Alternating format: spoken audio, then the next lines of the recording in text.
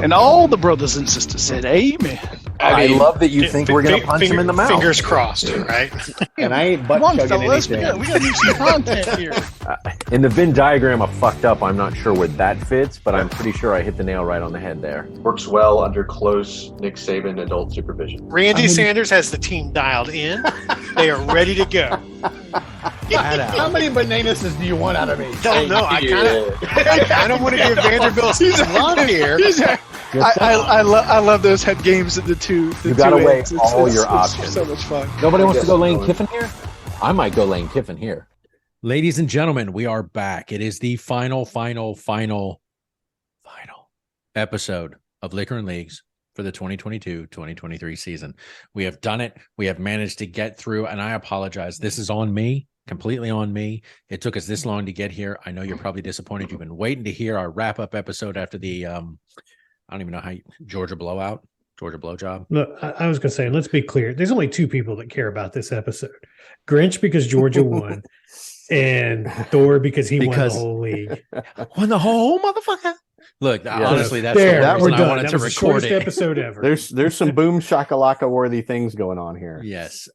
So here we are. It is the final episode of the 2022-2023 season of Liquor and Leagues, where we talked about SEC football almost exclusively for 16, 17 weeks, as it were. And here we are. The national championship game is over. Georgia, just dominated.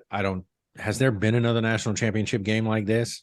I mean, honestly, I think I this didn't even was put the the largest score. blowout in modern I did championship not put the area. score. I literally put blowout. I think TCU scored 7, 65 and it was 65 to 7. And it was what? It was one blown coverage play. That was it. Yeah. They never even sniffed the end zone after that. Yeah.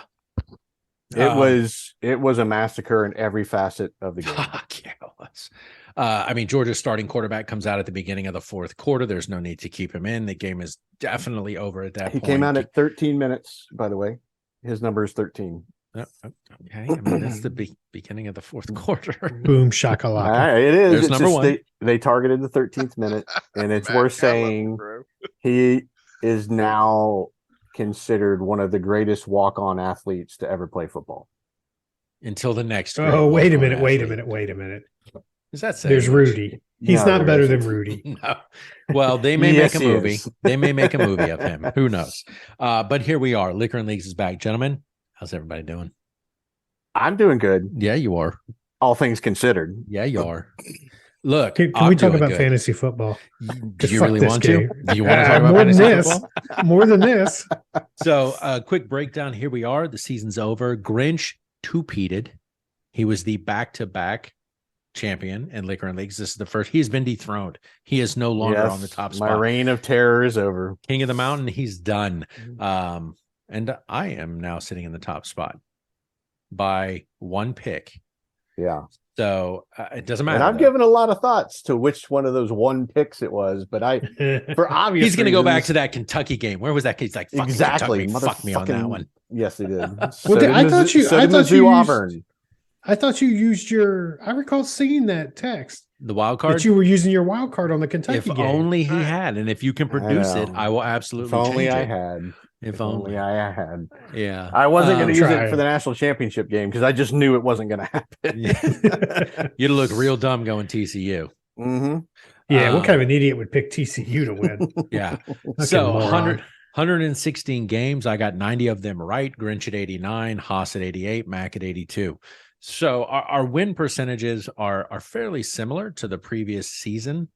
And it is worth saying, in fairness Say to it. Haas, he went Yes. off on couples that I don't think he of would have course. picked otherwise. No, I don't think either of us would have picked TCU Yeah, to same beat with Georgia, other than just we had to. Right. Mhm. But great season nonetheless. I mean, great season of football. Kudos to Vandy for winning more than one game or two games or whatever it was. Georgia back to back. Do they do it in a third year? I don't know. Maybe I will tell you, the schedule is very, very favorable. Very you guys favorable to be able to do it. Yeah. Well, and who's some going of to be your that- quarterback next year, though? Because Bennett's leaving. You've got Carson Beck, you got Brock Vandergriff and Gunnar Okay. Stockton, and you got a 4-star in the next cycle. We're possibly going to get Riola in 2025, the number one quarterback and pick overall. And again, so The bigger issue, if I can just praise Todd Monken some is more, that he'll be leaving potentially to come to Tampa. Well, he's certainly, there's a lot of good reasons to want to bring him in. He is the current highest paid assistant coach, but some of the reasons that Brock Vandergrift and Carson Beck did not enter the transfer portal is they said, I don't know that I can learn any more than I can learn from Todd Monken with the way he coaches them up. And that's awesome, because you would think these 4 stars would walk if they're not the starter. You know, I think they're both 4 stars maybe, but the quarterback room's healthy. And the schedule is very favorable for a quarterback to get his feet under him and become the leader of the team. And I believe the 12-team playoff kicks in next year. I believe. Does it? Is it next year or 2024? I can't. It might be the one after. I get a little confused by the information I've seen. I thought it was 2025. I thought it was 2024. Either way, you may not have. Matter. It's a moot point. You may not have Todd Monken next season, because it's all the chatter here in Tampa is he used to be the offensive coordinator under Dirk Cutter in 2018. When Dirk Cutter got fired, Todd left, and now they're talking about bringing him back as the offensive coordinator because of what he has done at Georgia and what he brings to the table. I know it is something that is seriously being looked at by the Tampa Bay Buccaneers. What does that do to Georgia if he does jump ship? So, couple of things related to Georgia, but let me first answer this. CFP will expand to 12 teams starting with the 2024 season. So yeah, sure. Okay. So Georgia did have some players enter the transfer portal. Probably the one that surprised most people. Like nobody was really shocked by the fact Eric Gilbert left, 5-star tight end that started at LSU, barely saw the field. He's transferring. Look at who your tight ends were. Right. And that's why he left, because now Oscar Delp, who's like 6'4", 250, is going to be the number 2 behind Brock Bowers, most likely. I grew up with a guy that's his nephew. Is that right? Yeah. I on a quick sidebar. So I was on Facebook, I think during the game or shortly after the national championship game, and the buddy of mine was, they were wearing his jerseys. It's his nephew. I thought it was cool. Anyway, That's cool. Go ahead. But AD Mitchell, who's caught some historic catches for Georgia, is that Adonai or however you say it? Is transferring. So the question was then, well, what's the wide receiver room look like? Well, you picked up Missouri and Mississippi State's number 1 receivers in the transfer portal. So they're like 7-8 deep in receiver, I think. Not an issue. Yeah, so it's not an issue. Running back, there's probably still deep. McIntosh declared, but who's the other running back I'm drawing a blank on is returning. And interestingly, Cedric Van Pran, the center, is coming back. I think his draft stock showed him maybe like a 3rd rounder. So I think he's trying to up his value to get into a higher position. But there was one line quality assurance coach that's going to UAB. UAB with Trent Dilfers is an interesting story. And certainly Deion Sanders going to Colorado is an interesting story. But I think the team's going to be fine. I think LSU and Bama are going to be right back.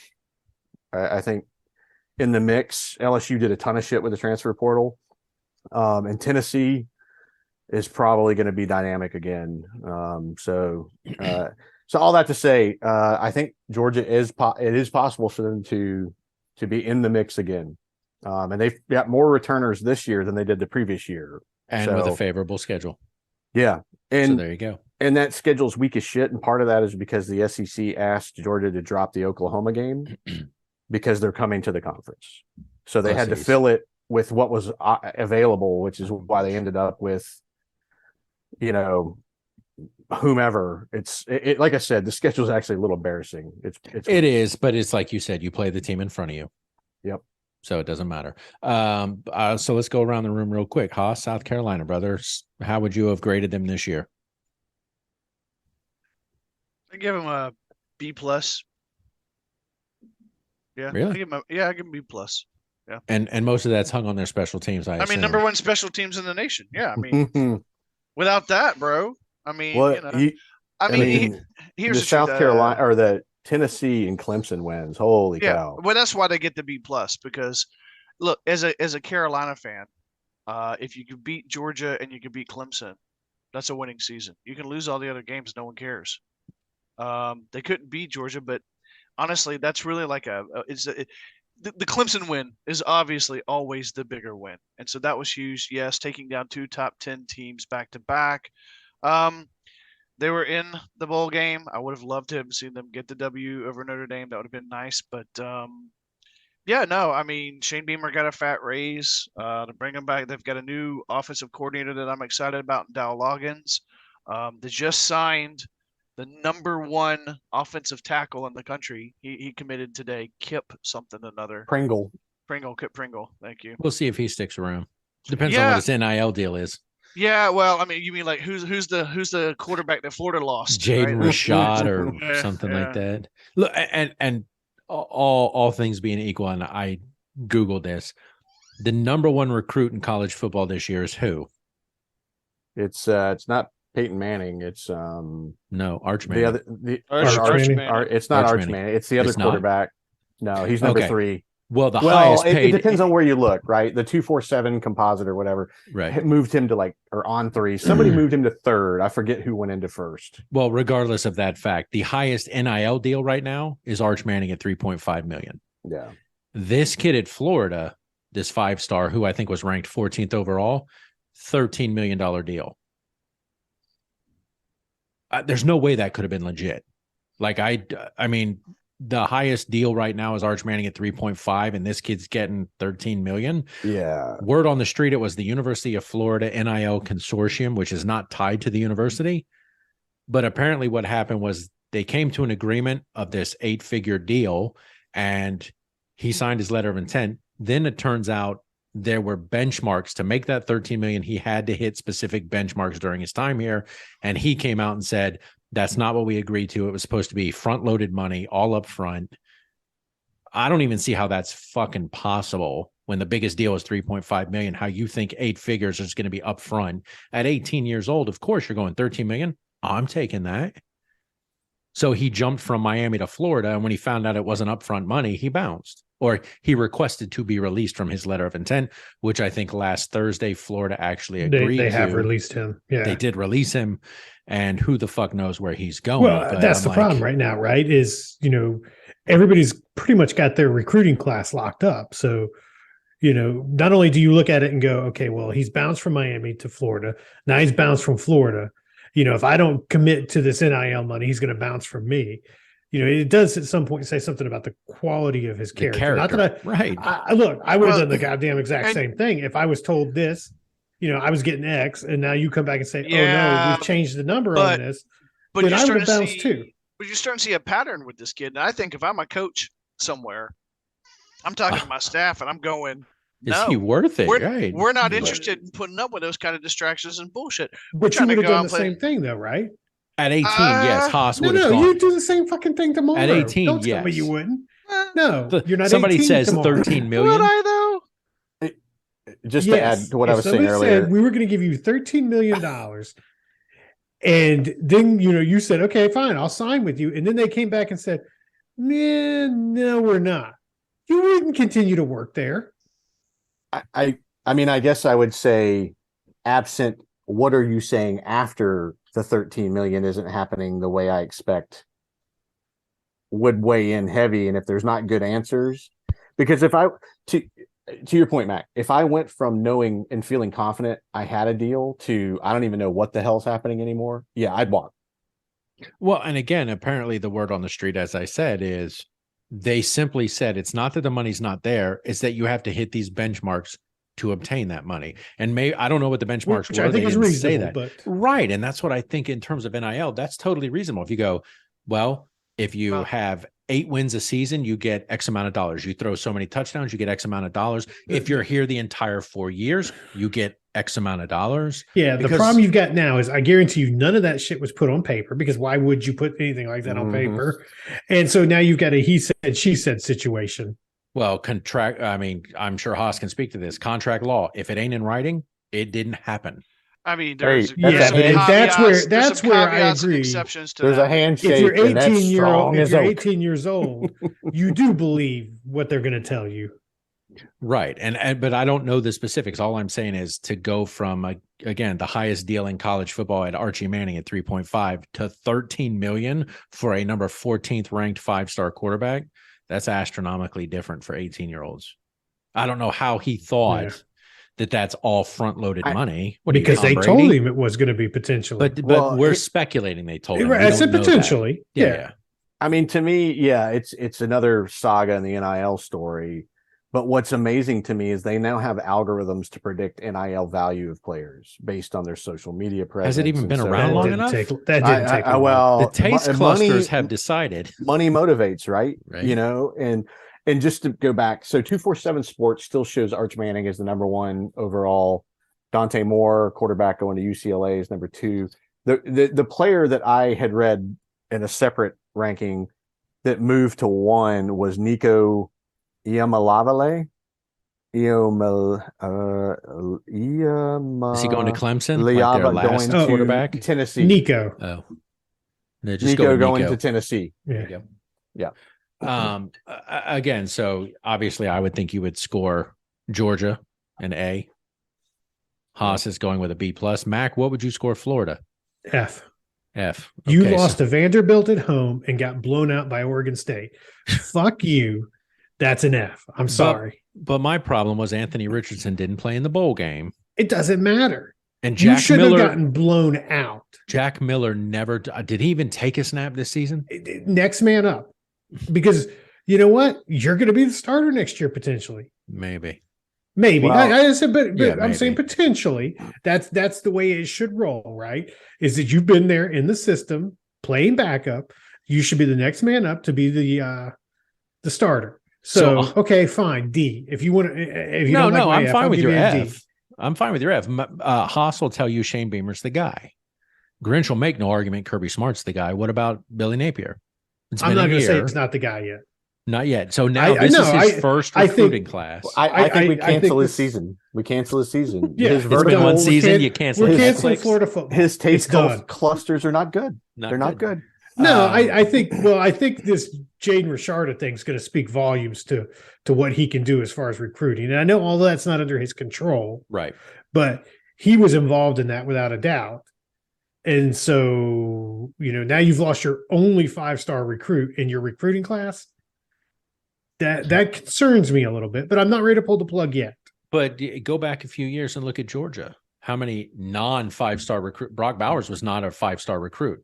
McConkey, not a 5-star recruit. Stetson Bennett, not a 5-star recruit. I understand that, but I'm just saying when you lose your only 5-star recruit, Well, here's what I'll say. If you're going to be competitive into the season, back to the point of next man up, you have to have depth. Yes. Right.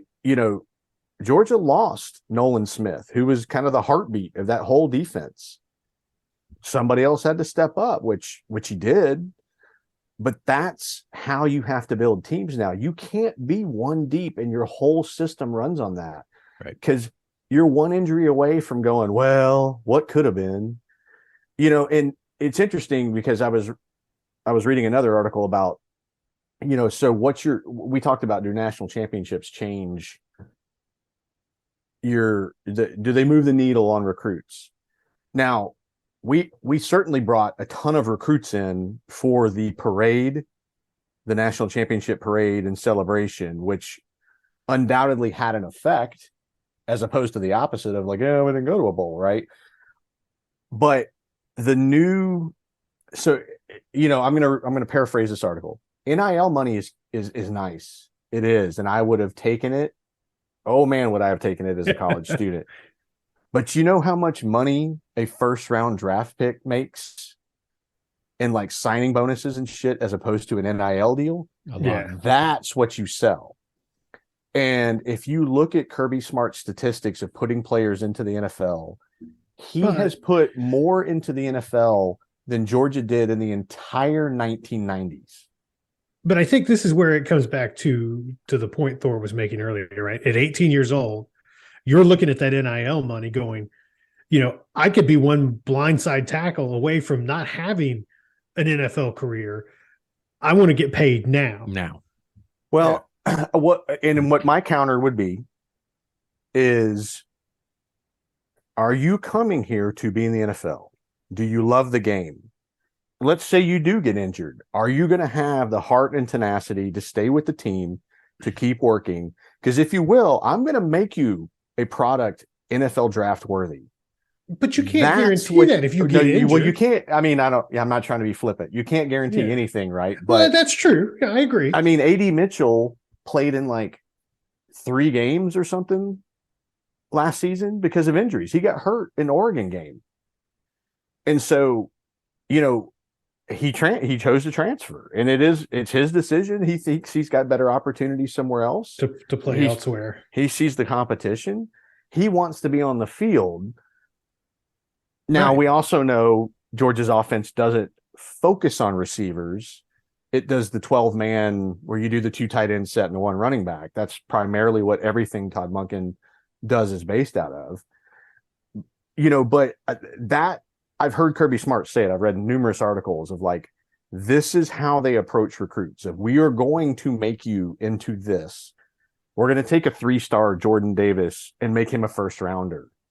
We're going to take an unheralded Brock Bowers, a walk-on Lad McConkey, and turn them in to tremendous players. And that's what you sell. If you end up with a bunch of players who only want, what can you give me? Then you don't have a locker room. Like you don't have a culture. You have 2022 Texas A&M. Like we talked about with a lot of the NFL, you have a lot of independent contractors. That you have to find a way to motivate. Right. And the other issue, and again, I think this comes back to our paying college players, is like the kid at the 5-star at Florida. He didn't go to Miami for the education. He sure as shit didn't come to Florida for the education. And wherever he lands, he won't care about the education. He's going to go where the money is. It's money and the next step. And I think that's part of my problem with this whole situation is it's an educational institution first. It is a place of sports second. And now we have flipped that narrative and kids are going, especially with the NIL situation, kids are coming for the money. They don't, and they will jump ship as fast as anything if they feel like, well, I'm not getting the playtime I want, or I'm not getting the deal I want, and they'll go elsewhere. And I think honestly, that's what Napier needs to be worried about. He needs to navigate the remainder of this pretty carefully because again, to your point, Mac, if I'm bringing in a guy who's like, oh, if I get injured, everything's out the window. Do you think he's going to give his best on the field?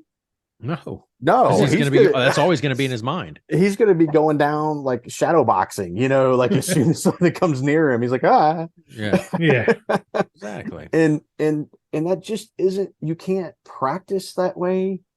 You can't train that way. You can't build a team that way because it's all individuals. Right. I mean, it was interesting to me. Again, we're in a good place, so I can tell a lot of good stories, and things can churn on a dime. We know, but they said in the article about the quarterback room that when Georgia found out it was playing TCU, JT Daniels sent Stetson Bennett all his notes that he compiled watching TCU and how they played. He's not even with the team anymore, but yet he did that, which speaks to the bond, of those players in that room. And I know they all want on the field, right? You don't want somebody who doesn't want on the field. Right. But the opposite can be really, really toxic. And it's that thing that permeates. Everybody knows it's there, but it's really hard to address. Right. Without breaking the system, firing your head coach, and completely starting all over. And so I think Coach Napier has got to, I don't know if he's a strong enough personality to get on top of the Florida. It's the same problem Auburn had, right? You need a coach that can even get the boosters in line. Yeah. Of like, stop undercutting me, motherfucker. I'm alpha dog. I'm telling you where the program's going. I need you to support me not be running around behind who the president and whatever the school whispering like you're not happy with what's going on. Right. And that's, to me, like, it takes a special personality to be that strong and dominant in the room to where the money's going to follow where you need it to go to complement what you're doing, not undermine. So Mac, I think I would all of that to say, Mac, I think I would agree. The D, the F, like in terms of Florida, what we expect, but I also don't want to get kind of pigeonholed into that. We need to, it's the win now mentality. You know, well, no, we've and talked about yeah, that. and that's what I said. I'm not pulling the plug on Billy Napier. I'm not pulling the plug on Florida or anything like that.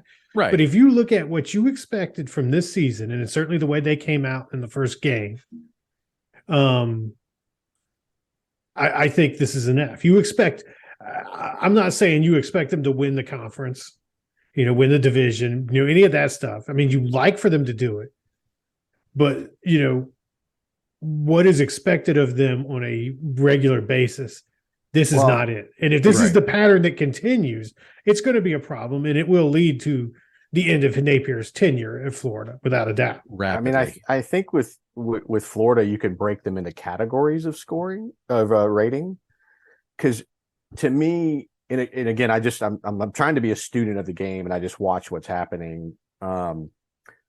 We all thought Kentucky had done what we all preach, right?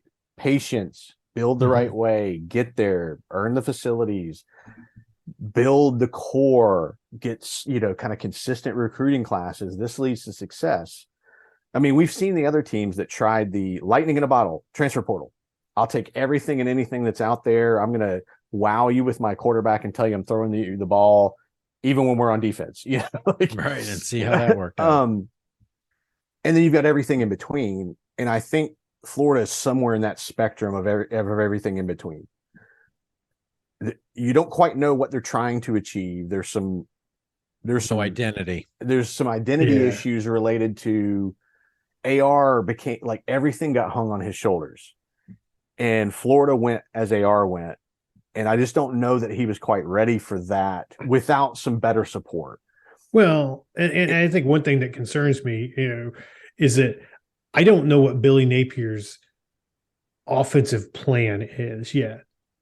Because I think you're right. I think they just hung everything on Anthony Richardson this year and not really had I'm going to be we're going to play a pro style offense and we're going to run the ball, or, we're going to throw to the tight ends, or we're going to go back to fun and gun. I think, to your point, there's no identity in his offense or his team yet. And he better get there quick. I mean, like I said, I'm all about giving guys a couple years, but you just squandered one of them. Yeah. And maybe the issue, I mean, obviously I think there's probably a greater issue there, but when you look back, in terms of the control of the team, when we talk about Anthony Richardson, if you go back a few years, like there's been no, like a Stetson Bennett who's been there multiple years and has been established and has helped develop the offense. He's been in control. And you look at Florida, you had Kyle Trask. He had that really standout year. Prior to him, you had Malik Zaire.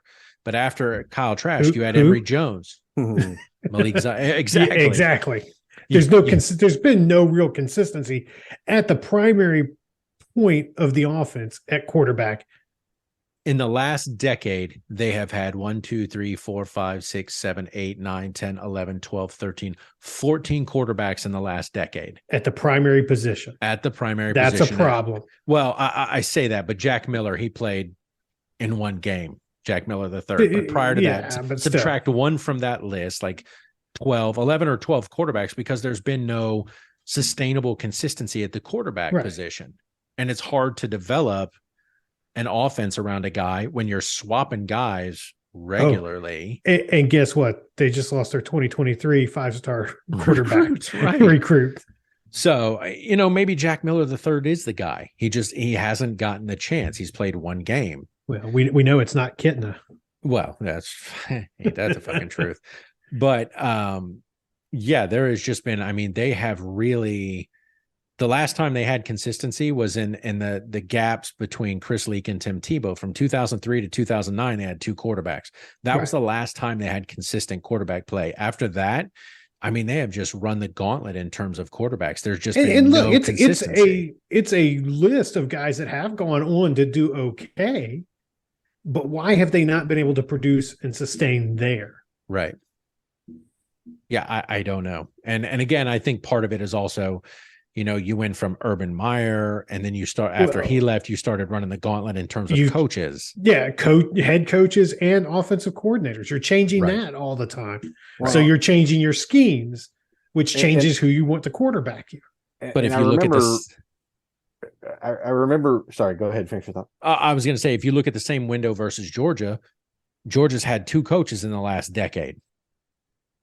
Really, with makes a Kirby difference. Smart and your boy. There's consistency there. Mark Richt. Yeah, You know what I'm saying? Like 10, 12 years, they've had two coaches, where Florida has had half a dozen.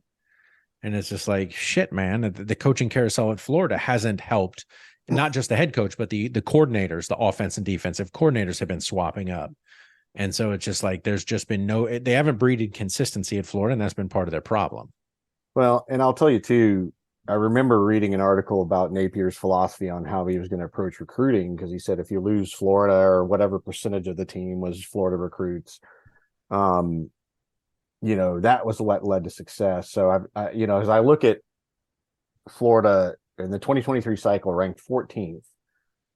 So their recruits are from, you know, in order: Alabama, Florida, Florida, Florida, Florida, New Jersey, Florida, Florida, Georgia, Florida, Georgia, Florida, Georgia, Florida, Florida, Florida. Yeah, but I could use Alabama as well, but if you go to Georgia, They come Florida, from everywhere. Alabama, Massachusetts, Florida, South Carolina, Florida, which is obviously an awesome recruiting. Georgia, Florida, Georgia, Florida, North Carolina, California, Georgia, Pennsylvania, Texas, Nevada, Virginia, North Carolina, Louisiana. In terms of recruiting talent out of high school, the two big ones are always going to be Florida and Texas. It's just how it is. But I think it's, I mean, 1, 2, 3, 4, it doesn't matter, but it's Florida, Georgia, Texas, California. Right. But they're always going to be big players. They're losing the recruiting battle in state they're losing it to Miami and Florida State right now. And UCF and USF and whoever else. I mean, I don't know if they're losing it to them yet. No, I know. that you know, I mean, look, they're potentially even losing it to Georgia. Well, Miami's sitting at 7th right now. So, you know, that's a problem when you can't recruit in your own home state. Right. And out recruit the other teams. That's going to lead to issues. But you know what people will claim? It speaks to the level of competition within the state in terms of the other schools. That's what the argument they'll make. It doesn't, because two of the other schools play in the competitor ACC, which in sucks. Georgia. Georgia has no other competitor in that state. Georgia Tech, no. They have no other competitor. South Carolina has, and Clemson. They just changed head coaches as well. Yeah, so Georgia Florida Tech, has multiple schools they're competing with. So you at least have to, they'll make that argument. Well, it speaks to the caliber of play at other institutions in the state. Florida has to up their game to be able to compete with those players, those people. Yes, they do. So, and that's my point. They need to up their game so that they're not losing 100%. Those recruits. 100%. Look, at the end of the day, it was a great season. SEC dominated. Even if they didn't dominate in bowl games, Georgia dominated in the only game that fucking mattered. LSU shellacked Purdue. Yes. Tennessee hammered Clemson. Arkansas lost. Florida lost. South Carolina lost. Let's see, keep running down. Alabama did win. Yeah.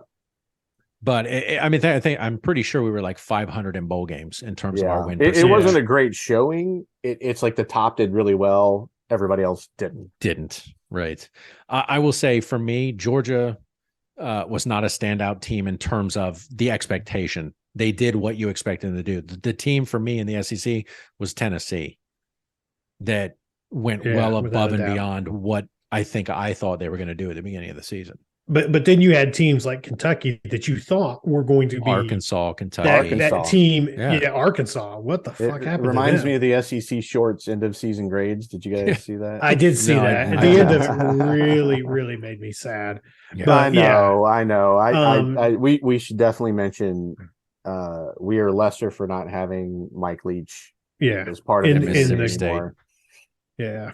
Yeah, I thought SEC Shorts handled it really well. And I forget the guy's name who does the roll call. I thought he handled it well also. But, and we'll see if Tennessee does the same thing this year. Was that the start? I mean, not the start, but is that Or them was that a finally flash in the eclipsing? pan? Right. Or was it the LSU of 2019 that had a great season and then just fucking comes apart the next year? We'll see. But obviously it was a great season of SEC football. Georgia's going to be the team to beat. They're going to have the target on their back. We'll see if they can produce. Now, you said strength of schedule is a little almost comical. It is. But, that schedule was set in advance. I mean, it's not like they just did it yesterday. It's been set in advance. So, you get what you get. And It doesn't matter. You still got to beat Tennessee. You got to beat Kentucky. You got to beat South Carolina, Florida. I'm not going to throw Vanderbilt in there. And those are conference games, which are always going to be tough games, even if those teams are having down years. And you never seem to play Auburn or LSU, but you're going to, or Alabama or LSU, but you're going to have Auburn. Yeah. And again, at the end of the day, it's still a conference game, and it is, for you guys, it's a rivalry game. Auburn, didn't they sign has a new head coach.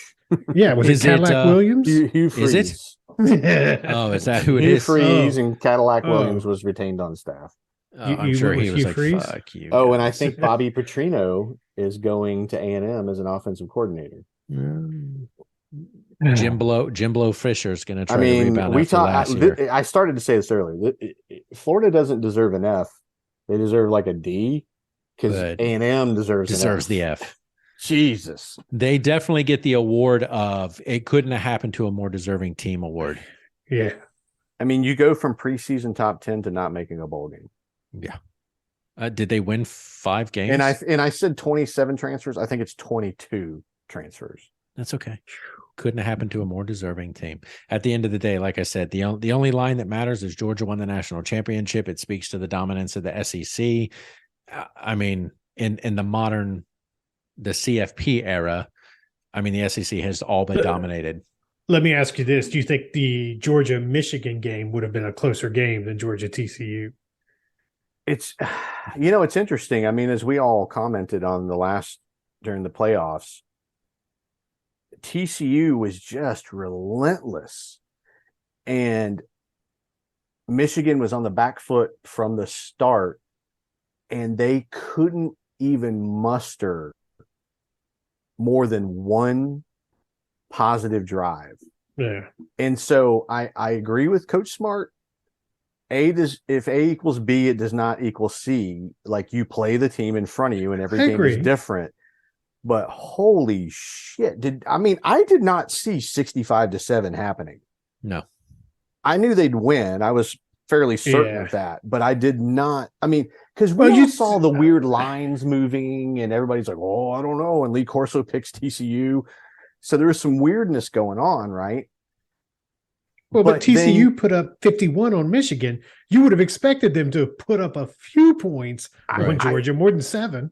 I guess I'm left wondering, Michigan must have completely out-schemed Ohio State in their game. They just came at the game the right way, and Ohio State was just overwhelmed, and then they never recovered mentally, physically, whatever it was. And maybe that's the difference between an Ohio State who has 1 week to prepare versus they're not even in a bowl game or a playoff game, or they're not in the championship. That's what I'm trying to say. Yeah. So they got all that time to just study.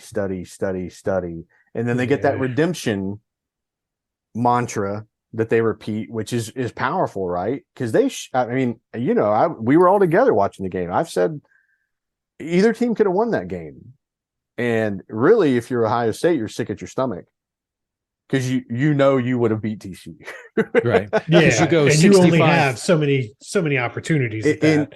And all I'll say to that to any Ohio State fan that's out there is during the Jim Tressel era, the sweater vest and all that, I got a little irritated, but I actually have a tremendous amount of respect for them as a team. Look, you can't even get it out. I know. No, our nuclear program is for peaceful purposes. Yes. No, I have a tremendous amount of respect for them as a program. They could have won. All I'll say to them is I have been a Georgia fan, and I remember being in fucking Afghanistan watching Georgia lose on the 1 yard line to Alabama, knowing whoever won that game was going to beat the shit out of Notre Dame, which Alabama did. I've also been a Georgia fan when Georgia lost on 2nd and 26 in a national championship, a game in which they won. They were winning the entire game until that moment. I empathize, but that's the way things work in the game. Yeah. The whole, like, we talked about this, the whole targeting, was there a missed hold? I'm like, you can't. What do you want me to tell you? Yeah, you can't let the refs reviewed. outcome the game. Right. Yeah. The play was reviewed. I'm not a referee. I'm not in the booth. You can conspiracy theory all you want. I know we don't all agree on this. I didn't think it was a targeting call. And the game played out the way it did. Your kicker could have won the game, and he fucking did it. Right. It wasn't blocked. He just fucking missed it. And again, I think it was targeting, but would that have changed the outcome of the game? We don't know because it didn't happen. But as we said, if you're relying on the refs to win that game for you, then you've already lost, and that's part of your problem right there. You don't put the game in a position where you have to rely on the refs. You do a 65-7, so the refs become irrelevant. And will be the first to tell you, I have screamed at the TV when a holding call wasn't called. You? No. Somehow the refs didn't hear me. I mean, I was really loud. Fuck. I was really loud. Yeah, you were. I'm sure. Look. Yes, I will bask in this as long as I can. Hey, man, and you guys have earned it back to back. Will they do a three-peat? I don't know. I mean, you didn't three-peat Liquor and Leagues champion. I didn't. So maybe Georgia, this is the writing on the wall. So, which is interesting. Both years you won Liquor and Leagues, Georgia won the national championship. No. That's my point. Is they didn't. You're right. I'm sorry. I'll stop drinking. If then doesn't equal. A plus B doesn't equal C. That's what I'm banking on. Yeah, you're hoping. But math is math, man. With USC, and even though Vince Young's knee was down, three-peating is really, really tough. Hard. Yes, it is. Really, really hard. So, all right, gents. Well, we will leave it there. 22-23 is done. SEC football is over, has been. I'm sorry it took us so long to get back to this. It's nice to finally do it. Congratulations, by the way. Thank you. Oh, we have to convey the new plan, which is we all send you $25 so you can get a bottle of your choosing. Oh, yeah, because we were talking about doing a bottle, and then we said, you know what, whoever the winner is, let's just give them cash. They can buy whatever the fuck they want. Makes it easy. As long as it's a bottle of bourbon. Do I have to show you the bottle of bourbon? Mm-hmm. Okay. Yes. I can do that. But I can buy whatever I want.